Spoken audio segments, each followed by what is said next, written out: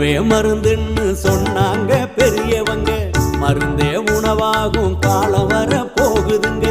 முருங்க தின்னாக்கா நோயோடி போகுமுங்க, பொருந்த சொன்னாங்க பொறுப்பாக கேட்டுக்கங்க. நீயும் நானும் இங்க 100 வருஷம் வாழணும்னா, நோய் நொடி இல்லாத தேகம் கொண்டு ஆளணும்னா, முன்னோர் சொன்னதையும் முறையா கேட்டுக்கணும்.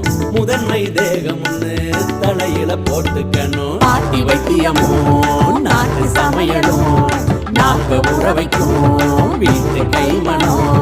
6 சுவைகளை நானும் சேர்க்கணும், ஆரோக்கியமா வாழ அதுவே துணை வரும்.